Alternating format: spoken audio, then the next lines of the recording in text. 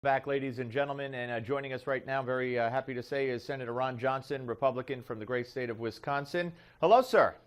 Well, Steve, how you doing? Always good to talk to you. Welcome back. Okay, lot to get to. Let's start with the government's motion to dismiss your lawsuit relating, of course, to Obama administration's special treatment for Congress regarding the Affordable Care Act. Explain, first of all, for those who aren't aware, what your suit is all about.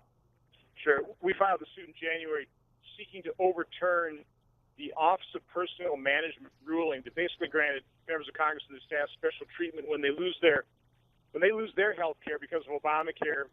Members of Congress and the staff are the only Americans whose employer can make a tax-free, tax-advantage contribution into their policies that they purchase through the exchanges. So that special treatment is unfair. It should be overturned. And, oh, by the way, President Obama doesn't have the authority, the legal authority, to actually change the law. If he doesn't like it, he ought to come to Congress and change the law the right way, the constitutional way. So it's primarily the suit is about upholding the rule of law, the principle that we should all have to live under the same laws, rules, the same manner. Yeah. What a concept, huh? Yeah, terrible concept. But see, here's where I've always been not confused but disappointed in our system.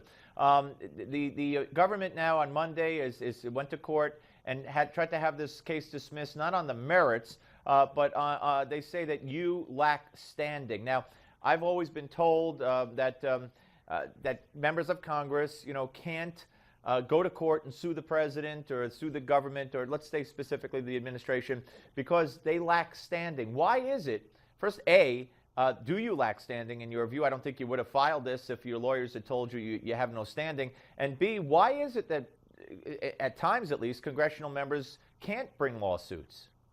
Well, first of all, people need to understand what standing is. You have to show specific harm being caused to you in order to sue somebody. And that's really what standing is. So it's a legal term. We certainly believe that we do have standing. I mean, I'm being forced to engage in conduct that I believe is unlawful.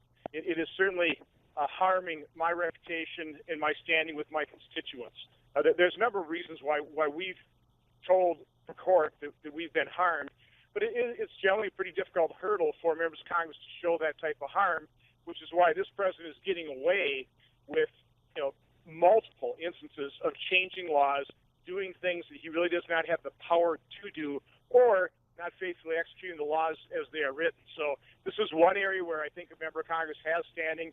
I'm hoping the court does not agree with the administration and grants a standing, and let's actually let the court decide, and let's make sure that we actually do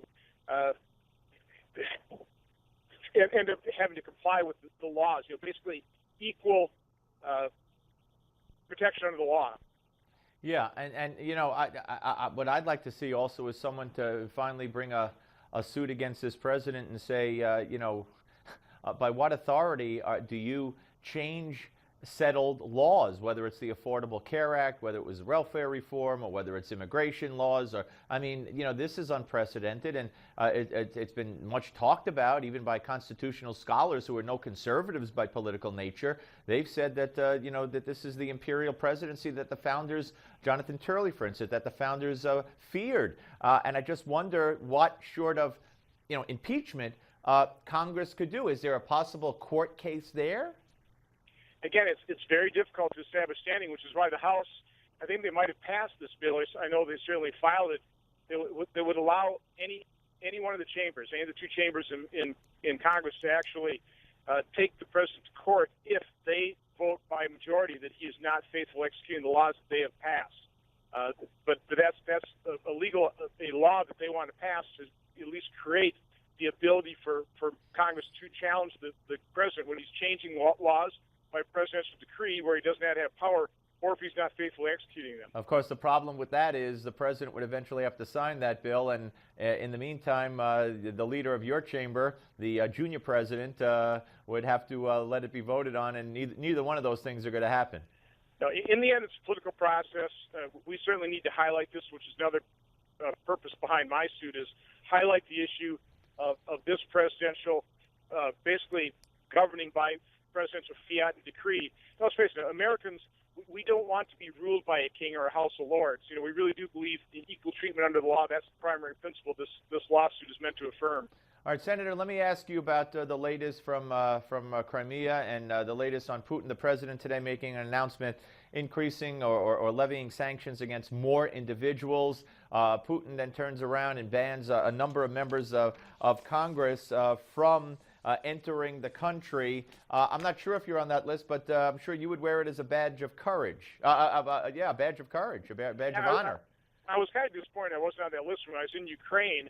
And I made a pretty strong statement holding Vladimir Putin, singularly accountable. If there's additional bloodshed that is spilled, it is because of Vladimir Putin. He's the one individual that has the power to de-escalate this, to start abiding by international norms. If there's, like I say, any further bloodshed is fully Vladimir Putin that should be held to account. I had Elliot Abrams on yesterday and Paul Wolfowitz today, and he agreed with Elliot Abrams, who said that, believe it or not, and he couldn't believe he was saying this, that President Obama should look to President Carter for some guidance on how Carter dealt with the Soviet Union when they invaded Afghanistan. We didn't go to the Olympics. There were tough sanctions put in place. There was strong rhetoric. Here, do you evaluate for me, if you will, the response by this administration so far to what Putin has done? Well, it's a pretty sad state of affairs when you're pointing to the Carter administration as your example for strength and resolve. The way I think Americans need to analyze the situation is take a look at what gives Vladimir Putin the strength, the confidence he can do this. First and foremost, it's oil and gas resources and Ukraine's and Western Europe's dependence on those oil reserves. So we need to weaken that part of his power equation. Now, the other thing that gives him strength is just basically America's and the West's weakness. That we've shown, that we haven't stood up to him, that we haven't made him pay a price, incur a cost for, moving into Georgia, taking over the Crimea.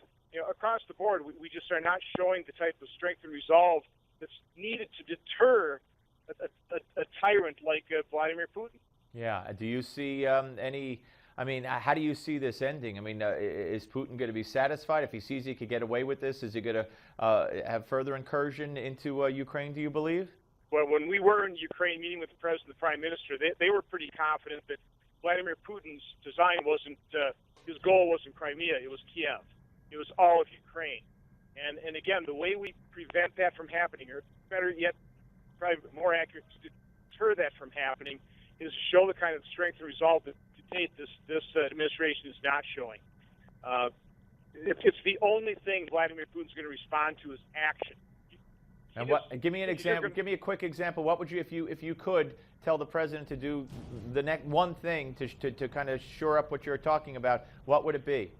Well, he should have honored the request of the Ukrainian prime minister to provide some small arms and ammunition to the Ukrainians' hollowed-out military. I think that would have been a pretty small step. Short of that, we do want to support Ukraine and the defense of its own borders. They're going to need to strengthen their military. We may be able to send over a military mission for the full, the purpose of assessing not only their short-term but their long-term defense needs and help them out. I think that's been sent a pretty strong signal. Yeah, Senator, thank you very much for your time, sir. Good luck. Have a great day. Thank you. You too, Senator Ron Johnson, ladies and gentlemen, Republican from Wisconsin, talking about two very important issues. Obviously, his lawsuit against the Obama administration, and to try to bring about some fairness with regard to how Congress get special treatment under the Affordable Care Act. Surprise, surprise. And of course, Ukraine. And it was Wolfowitz who said, that, and we're going to hear from him in a little while, that Putin is not Hitler. And he said that's a good thing, probably.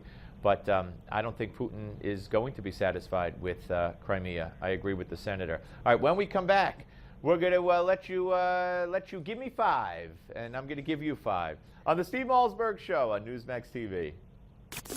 The Steve